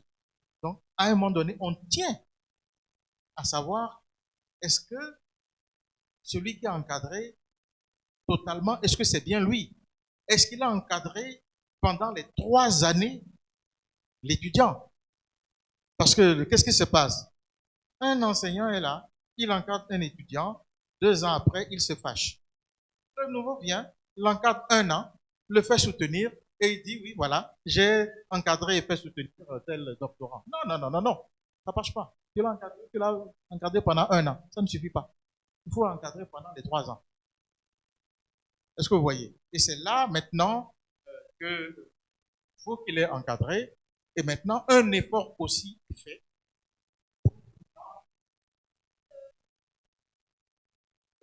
pour ne pas... C'est-à-dire que pendant 3 ans, on a tiré de la substance de cette thèse. Et vous pensez que 6 ans après,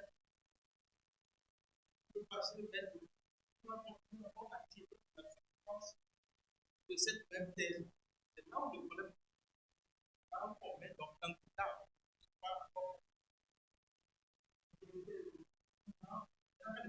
Il va encore continuer à puiser dedans. Parce qu'on a dit maintenant thèse unique. Avant, au moins, nous, on avait des thèses. Hein. Alors, on faisait au moins 2 thèses. Maintenant, c'est thèse unique. C'est une seule thèse. On ne peut pas continuer à puiser dans le même document. Donc, c'est ça qui explique un tout petit peu. Donc, vraiment, pour être à l'aise, vous avez un thème de recherche, vous en faites votre thèse, c'est très bien. Vous publiez le contenu de votre thèse, vous passez votre premier grade, c'est très bien. Et après, commencez quand même par vous en détacher, ou explorer un tout petit peu autre chose. Voilà. Bien entendu, on peut imaginer que ce soit le même thème. Voilà. Je ne vais pas demander à quelqu'un qui est engagé en intelligence artificielle d'aller faire complètement autre chose. On peut dans l'IA et explorer, je ne sais pas moi, cette conf-là, ce sera la prochaine fois. L'IA, l'agriculture, l'IA pour l'élevage, l'IA pour... Voilà, on peut explorer. Oui, non, mais bon. J'en ai fait aussi maintenant mon cœur de recherche. Bon. Très bien. On verra. Donc, est-ce que vous avez vu? C'est valable pour tout le monde. Hein. À un moment donné, comment on appelle ce capital, la thèse, à un moment donné, va baisser. Voilà. Oui. Alors, je voudrais que vous reveniez un peu sur l'utilisation des TIC dans la formation et la recherche. Comment est-ce qu'on peut justifier de façon pratique l'utilisation des TIC dans la formation et la recherche? Bon, enfin, de manière pratique, c'est pas le... Il faut bien entrevoir les choses. Il y a 2 façons. La première, c'est au niveau... Et puis bon, on en parle beaucoup, je vois péter un petit là, j'ai vu quelque chose comme ça tout à l'heure. On en parle beaucoup. C'est-à-dire, il y a d'abord l'organisation de l'utilisation du numérique pour faire de la recherche. Là, on demande simplement que les gens s'organisent en réseau thématique. Voilà. Et ça, c'est quelque chose donc de très important. Et aujourd'hui, c'est le numérique qui nous permet de pouvoir faire donc ce travail collaboratif-là. On nous demande aussi, et nous évoluons beaucoup avec le CAMEX par rapport à ça, d'aller aussi vers le pluridisciplinaire. Voilà. J'ai même envie de vous parler de e-santé demain. Pourquoi pas, si c'est un thème qui vous intéresse. Le même sujet, je vais vous parler de e-santé demain. J'aime ça. Et on peut voir en même temps les IoT dans le e-santé, en même temps là-dessus. Donc vous avez vu, c'est I et santé. Avec beaucoup de bagarres. À un moment donné, on m'a reproché la légitimité d'être le coordonnateur du programme e-santé. Et il a fallu un littéraire qui dise non. Le professeur Lichou, il a la légitimité comme d'autres professeurs de médecine. Non. On a dit e-santé, il dit il y a la préséance des mots. Le I d'abord et santé après. Voilà comment les linguistes ont légitimé un tout petit peu là-dessus. Enfin bon, bref, c'est pour dire que voilà ce que le numérique peut apporter à un moment donné à une thématique. Ça, c'est un. Maintenant, la deuxième chose, c'est l'utilisation vraiment des outils de traitement qui aujourd'hui ne peuvent être que numériques. Voilà. Ça, c'est quelque chose qui est beaucoup valorisé.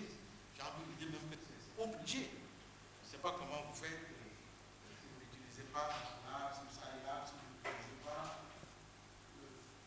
Bon, parlez trop loin. Si vous n'utilisez pas votre beau centre de calcul là, il y a des soucis. Voilà, vous nous donnez vraiment, j'allais dire, pour affiner les modèles, augmenter la taille des échantillons pour avoir un traitement vraiment beaucoup plus fin. Mais tout ça, ça participe, je pense, à l'utilisation du numérique pour réaliser donc, la recherche. Donc je divise ça en deux parties. Il y a la partie de l'organisation et il y a la partie donc, de la réalisation, de la validation donc, des résultats et bien entendu la diffusion des résultats de la recherche. Donc le numérique, je pense, moi je ne dis plus maintenant les TIC, j'ai fini de dire les TIC là. Voilà. Je parle du numérique, il faut effacer TIC de partout là. Quand il y a même des gens qui disent le NTIC, alors là le N là, il n'existe plus depuis 2 décennies. Donc dites le numérique, et puis bon, il faut maintenant le décliner par compartiment. Ok, merci, professeur. Une autre question relative aux articles à comité de lecture. À quel moment on dit qu'un article rentre dans le statut de comité de lecture, contrairement aux articles indexés où l'indexation est liée à une base de données bien précise? Merci. Je vais répondre par ce que vous venez de dire. Dès lors que l'article n'est pas dans une base de données indexée, nous le considérons comme un comité de lecture, tout simplement. Voilà. Il y a 2 statuts. Où il est VIP, comité de lecture, s'il ne l'est pas, vous considérez ça comme comité de lecture. Mais attention, comité de lecture, il faut qu'il y ait un vrai comité de lecture scientifique. Il faut aussi que l'article soit une communication éditée pour pouvoir devenir un article. Ça aussi, c'est très important. Un poster, c'est quelque chose qu'on affiche là, c'est comme un kakémono. Bon, on peut mettre ça pour dire que bon, on a fait l'animation scientifique. Vous allez faire ce qu'on fait là, Africampus, machin, tout ça, c'est très bien. Vous avez, avec le copain ici, on vous a applaudi, c'est bien. Mais non, attention, à un moment donné, on reprend ça pour aller le mettre maintenant donc, dans une revue et ça devient une communication éditée. Et communication éditée contrôlée par un comité scientifique avec des personnes habilitées, là vous avez vraiment un article à comité de lecture. Sinon, ça reste une communication dans un proceeding. Et ça, un statut, pas d'article, mais de communication. Voilà. Donc il y a beaucoup de choses qu'on a eu à faire ensemble ici, qui sont dans le bouquin. C'est d'ailleurs, après on appelle ça d'ailleurs un proceeding. Un proceeding n'est pas une revue. Donc dans un proceeding, il y a des communications.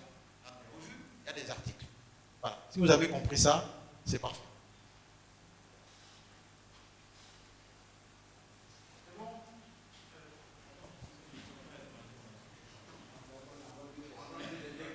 Oui.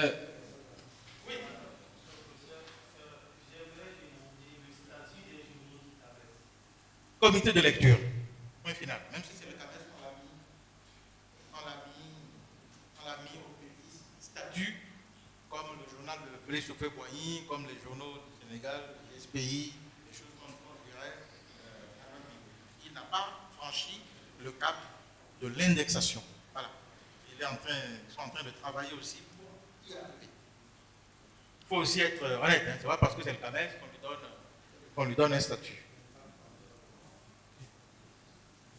Alors l'impact factor, c'est déjà au-dessus. C'est qu'il est d'abord indexé à diffusion internationale. Et c'est la diffusion internationale qui permet de mesurer l'impact. Donc, on définit un facteur d'impact. On dit vraiment comment cet article-là est reçu par la communauté scientifique internationale, comment il utilise, et on a donc des formules de mesure d'impact. Voilà. Et ça, il y a des chiffres, hein? 3, 4, 4, 5, 6, 7, ça avance, mais il y a aussi beaucoup de trafic, de calcul de facteur d'impact. Il y en a qui ne veulent directement un chiffre, hein, mais ils ne démontrent pas la formule permettant donc d'arriver au facteur d'impact. Donc quand quelqu'un veut frimer en mettant un facteur d'impact, moi je vais aller voir maintenant comment la revue a calculé le facteur d'impact. On ne me met pas le facteur d'impact 4.7 comme ça. Donc, aujourd'hui, le CAMES a arrêté à indexer. S'il y a un impact facteur extraordinaire, ça reste indexé. Voilà.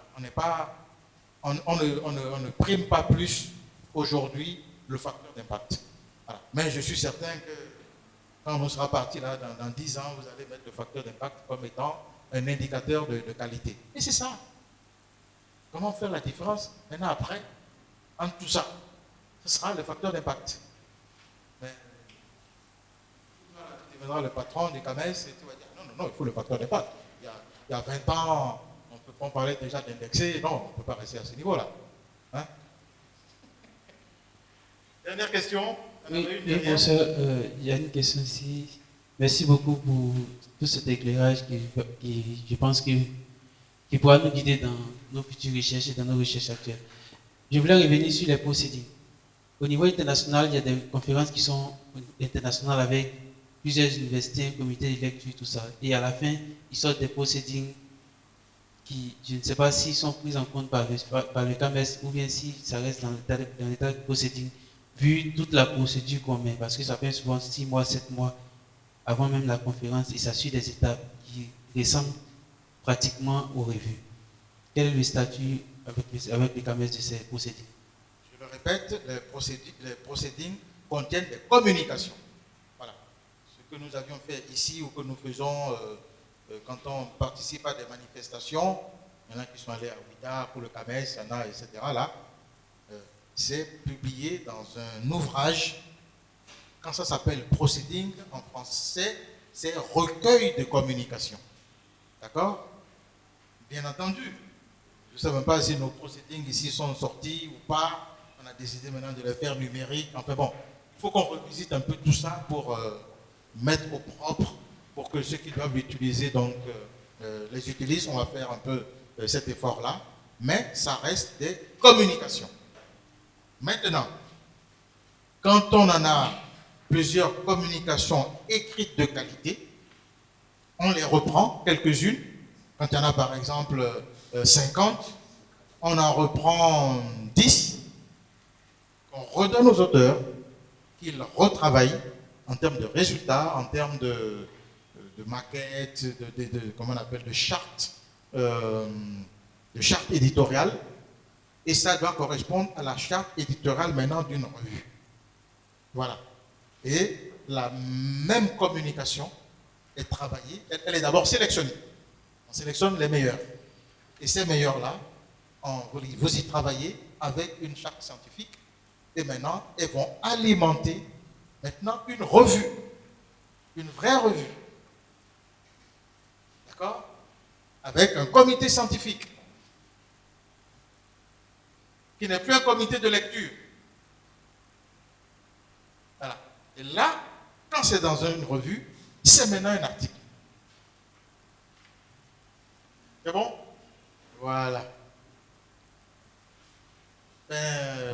DG, nous sommes arrivés au terme donc de cette conférence. S'il y a encore des questions, je suis prêt à y répondre demain.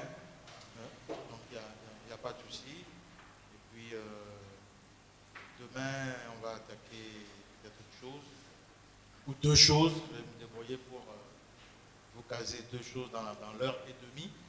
Voilà. Donc, s'il y a des intérêts, parce que c'est un peu ça aussi qui suscite des sujets de recherche, des choses de ce type-là. Voilà, merci beaucoup.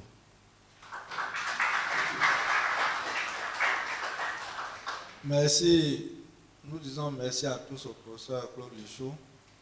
Comme je le disais, il n'a pas certainement tout dit, mais il a dit l'essentiel. Je pense qu'il nous laissera de la documentation pour que nous puissions nous-mêmes poursuivre pour pouvoir maîtriser vraiment tous les aspects.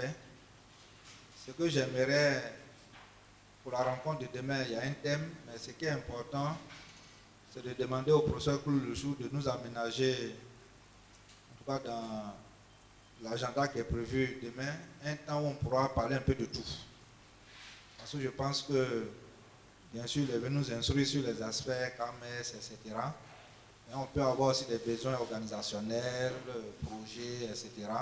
Tout à l'heure, il a fait allusion à l'intelligence artificielle. Je crois que nous-mêmes, on a soumis aussi un projet dans ce sens. Il nous a parlé de e-santé. Je crois qu'on a des projets un peu dans ce sens-là. Et puis peut-être d'autres préoccupations, n'est-ce pas? En fait, c'est d'ouvrir un peu, de faire en sorte qu'il y ait un temps d'échange ouvert pour que tous les anciens chercheurs qui sont là, chacun puisse poser vraiment sa préoccupation. Vraiment, professeur, merci infiniment et la séance est levée.